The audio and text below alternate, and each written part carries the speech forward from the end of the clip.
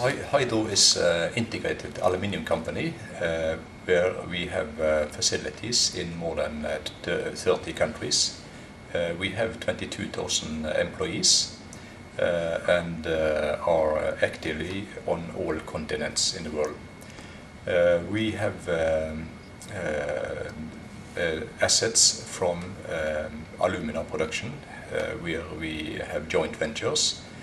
We have metal production with the gravity in Europe, but we have also facilities in Australia. We have a joint venture in Canada, and then also cast house products, metal products in different countries. We are doing a lot of remelting in our plants, especially in Europe, and then we have the downstream activities.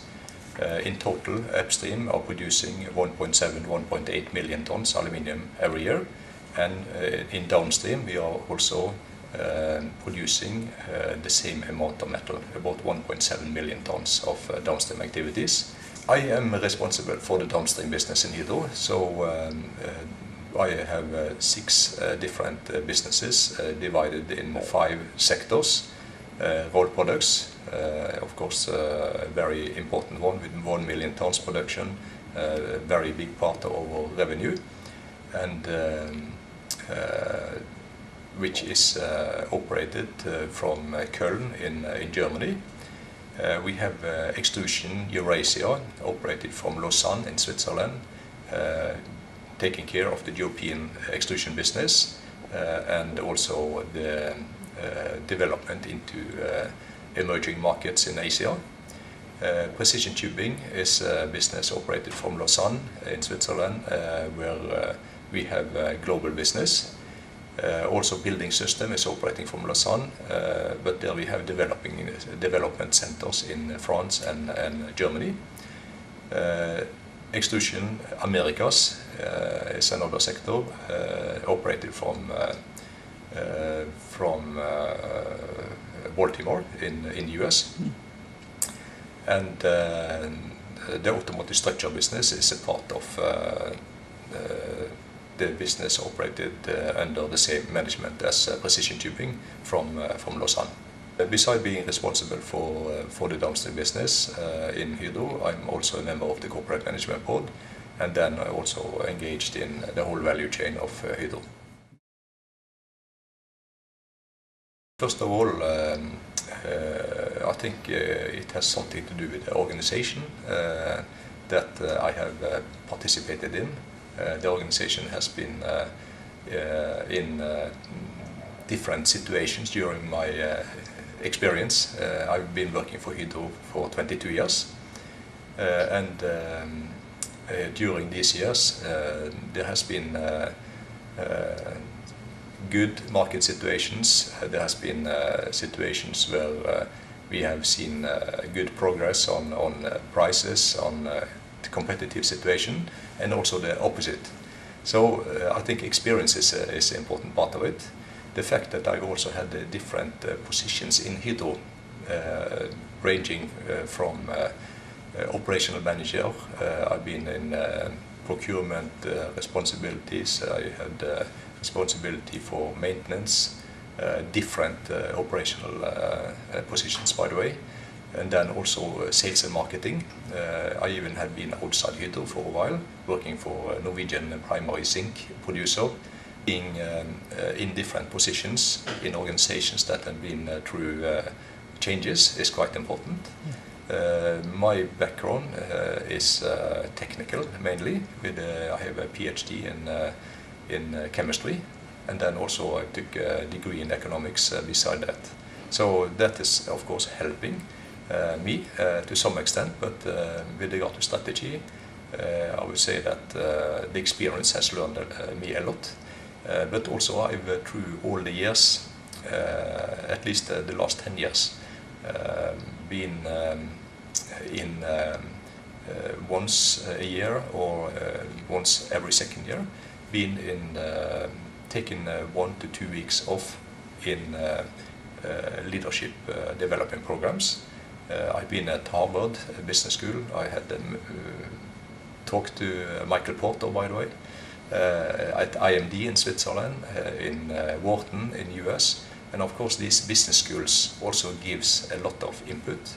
So the theoretical input on how to develop strategy, the 5 forces of strategy, and how to develop the different cases is a good background beside the practical experience that I think is also very important. Strategy is about making choices, and it's also, I think, a hallmark for good leadership. It is pointing out a direction for the business, for the organization, for the company, and it is a crucial point of having a top management position, that you are able to develop a strategy and also to execute on a strategy. When I took a position as a president of Hydro Magnesium, the situation was more or less that we had 12% of the global consumption in our inventories. So it was an enormous magnesium inventory. I think the strategy at that time was to wait for increasing prices, but the situation was really the opposite. The Chinese players started to export magnesium in the end of the 90s, especially after the closure of Dow Chemicals' last plant in 1998. The prices started to climb, and some customers in the West started to test out Chinese magnesium, and they saw that it was more than good enough for aluminium alloying, for example. That was a huge part of the magnesium market. And due to the requirement from Western customers, the Chinese players started to improve their quality and improve their operations. And we saw the prices were falling month by month during a fairly long period. And we went to China, and I visited several producers myself and saw that their cost position were sustainable on a very low level. In fact, they had an operating cost that was 40 to 50% below our operating cost, and we were the leading player in the Western world.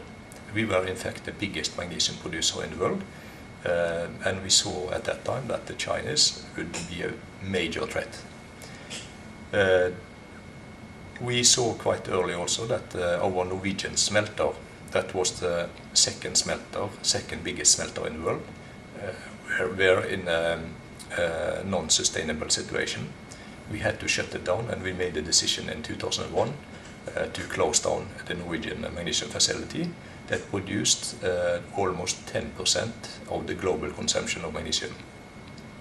At the same time, or in fact we prepared it ahead of the decision about the closure, was to establish a facility in China to make sure that we could source in Chinese magnesium and remelt the magnesium in our remelter that we built up at that time and source to the customers.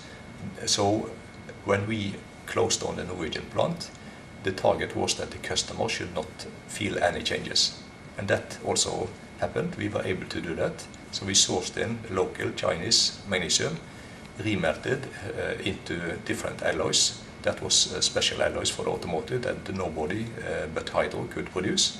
And our customers didn't have any pain when we shut down the operations in Norway. Later, the situation became even worse. And 2 years ago, we had to make a decision to close down also the Canadian magnesium plant. That was the most modern magnesium smelter in the world. It is or was the best smelter with regard to operating cost in the Western world. With regard to energy consumption, it was also far better than any Chinese player. With regard to emission, better than anything else. But again, the problem was that it was not able to compete with the Chinese producers.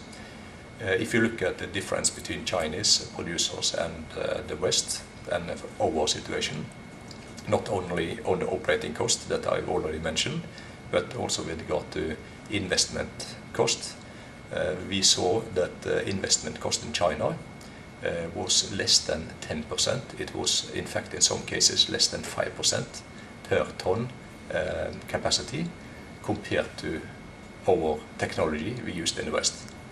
So the technology in China was definitely much more cost efficient, much more efficient with regard to investment cost. The asset base was small and could live with much smaller margins, even with higher energy consumption.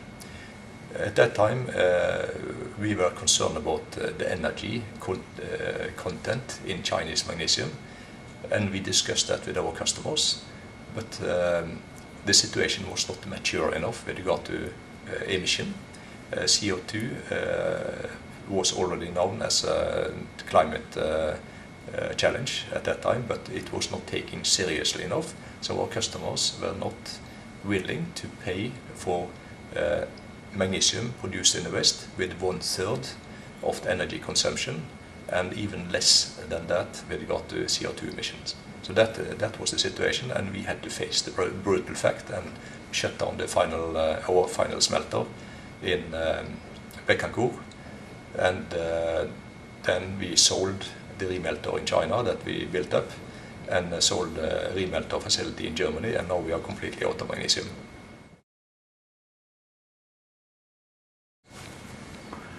I think that leadership is especially important in situations like this. First of all, the ability to face the brutal fact and realize how the world looks like is very important. In many cases where we have not been fast enough in Hydro, we have not been able to realize how it develops, how the situation is for the business, what is the competitive situation. We can always hope and believe that things is going to change in a positive direction, but in many cases, and I think in most of the cases, the competitive situation for Hydro, as for all the companies in the world, with the globalization and with the less barriers of trade, then we have to be prepared for tougher competition, that the need for change will be more predominant, and the ability to change will be more important. So I think that we have to realize, again, see the brutal fact of the situation and act fast and not wait until it's too late. First of all, the ability to understand the reality, very important, but then also to communicate the reality to the organization, because it doesn't help if the leader is changing and the organization stays as it is. It is not a one-man show, even in Hydro, so we need to be able to communicate so everybody in the organization, at least the majority, have the same picture of the reality as the management, and that we are creating, I would say, situation in the organization where they feel uncomfortable with status quo, that the organization feels that something has to happen. And then you give the direction, which from also the organizational point of view should look logical, and they have to understand why this is logical. And of course then you need some drivers for change, people that have the capability to make changes down in the organization, meaning that there are people that can cascade the communication into the different parts of the organization, that can see which steps has to be taken to go from A to B, which normally is not the direct line, and also people that enjoy changes. We have a lot of people that really enjoy changes. A lot of people also accept changes. Most of the people don't like to be changed, but they can accept that the environment is changing, that the business is changing. That is something that people are more and more capable of accepting, especially during the last decade. I would say that with all the changes we have been through in Hydro, I'm quite impressed also about the organization, that it has been able to move quite fast into new terrains, into difficult areas of the business, where we have in many cases not seen all the challenges ahead before we went into this terrain, but where we were able to navigate in a good way and hit the target as we wanted. I think first of all the dynamics in the environment continuously give inputs to the organization, where everybody see that adaptation to new situations is important continuously. I mentioned globalization, I mentioned the financial crisis. There are consolidations in the industry, which is also clearly in the aluminium businesses, where there are only 2 to 3 integrated aluminium companies left in the world. We are the second biggest, by the way, while 10 years ago there were 7, 8 big integrated aluminium companies. A lot of aluminium assets is ending up in mining companies. The downstream businesses are picked up by, in some cases, private equity funds, by industrial players that have a different business model. So there are many reasons why our organization realize that we have to adapt to a new situation for the future. In our organization, we have managers that are knowledgeable in their business. They have a fairly good view on the competitive situation, on the customers, the possible new entrants with competing materials, for example. With the suppliers, we have a good overview, and also it's important to know our own capabilities. What is, in a way, the framework for how we could move and navigate through difficult terrain. And we use the line managers actively. And beside that, we have corporate strategy team centrally here in Oslo, working closely together with the sector strategy team that consists of few people, but where the line management is very active participating. From my background, you will probably understand why I say that technology is very important. Technology will play a more important role in the future for all businesses, but especially the businesses that wants to be a part of the solution on global warming, the solution on the energy challenge. And the mega trends has to be well known by the company to also to be able to allocate sufficient funds for developing technology. And in Hydro, we have established a technology board on the corporate level. I'm heading this technology board, and then it is clear responsibility for the corporate, and we don't leave that responsibility down in the organization, to make sure that we develop the technology long term, and not only develop a technology that is sort of continuous improvement development, because we need step changes, and we have a very good basis in Hydro with very strong technological competence and capabilities, and that competence we are now utilizing in an efficient way to take Hydro further into the future with technologies where we are contributing to reduced CO2 emissions. We are developing energy neutral buildings. Buildings contribute 40% to the CO2 emission, so this is a very important part to attack.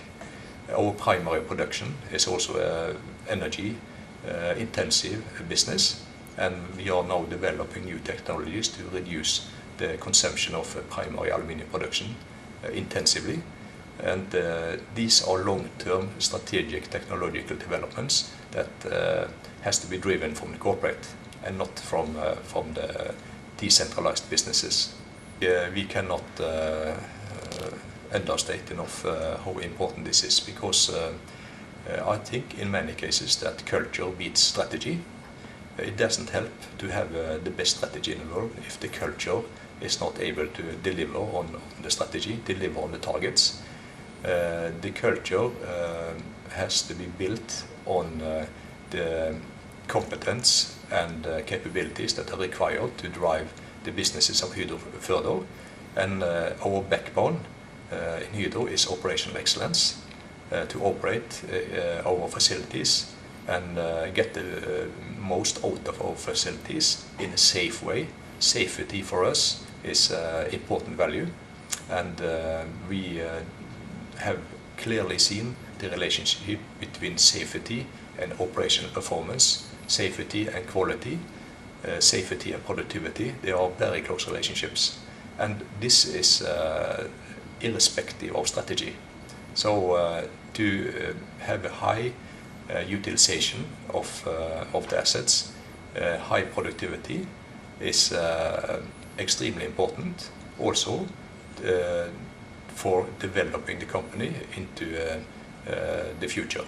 And of course, the operational excellence in combination with a good strategy is the ideal combination, and that is what we strive for and what we are working hard to develop. And we have, of course, a clear strategy in Hydro today, but we see that with the changes in the financial market that is now going into the industrial economy will impact us, and therefore it is important to have a strategy that can adapt also fast to these situations, at the same time as we have the long-term target that we keep as a direction for the company.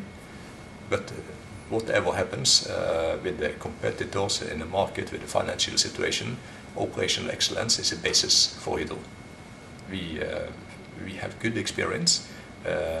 In many cases, it is a strength for Hydro to have a good relationship with the union, and we have had good results also outside Norway. Of course, trust is very important here, and trust is not something you establish easily in cultures where there is basically distrust between management and the union.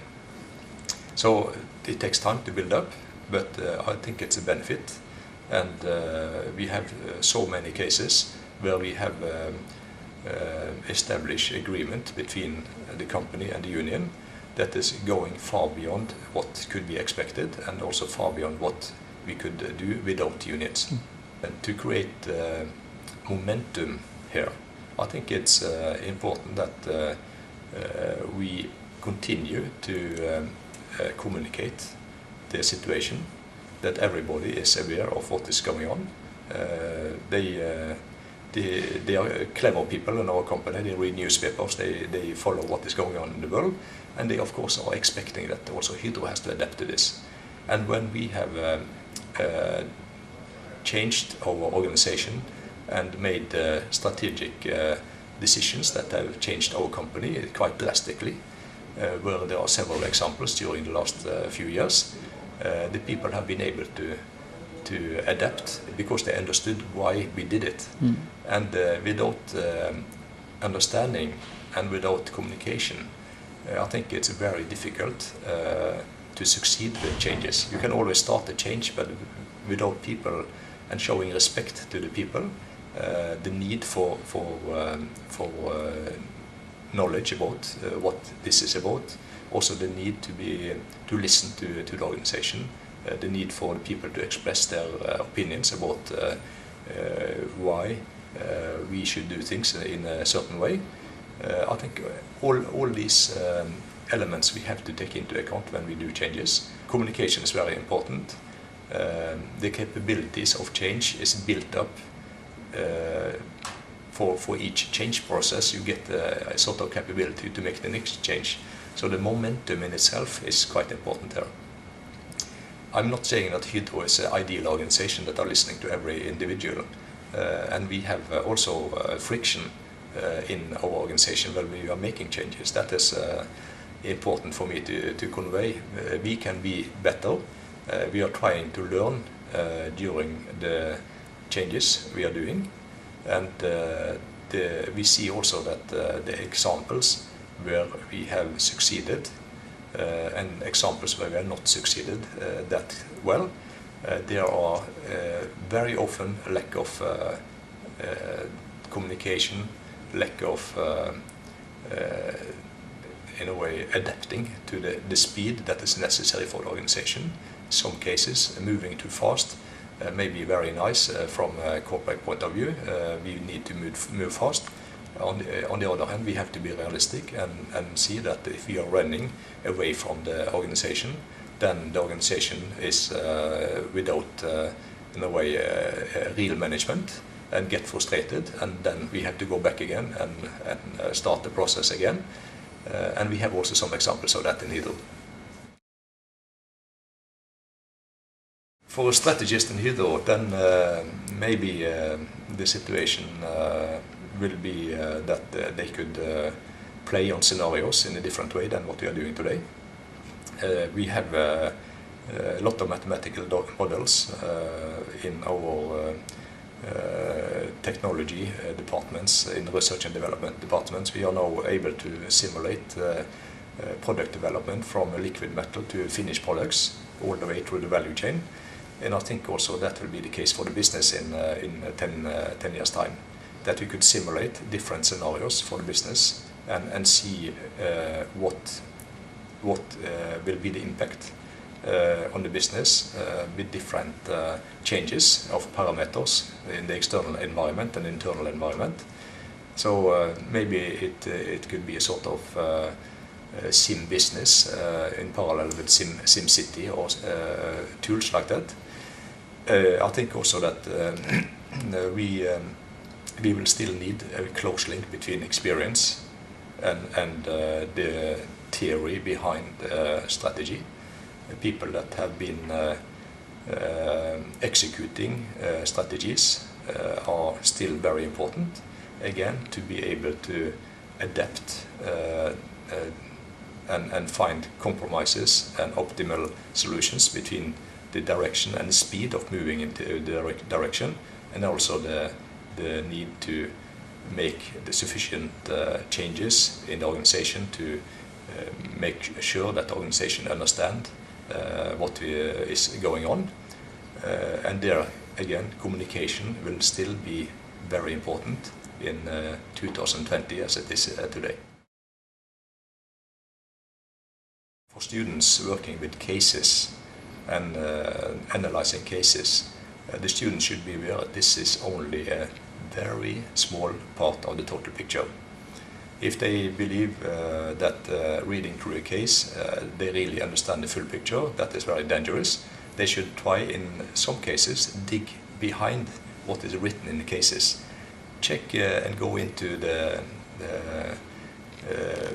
internet and check what has really happened. And also before and after the case came as a situation for the company.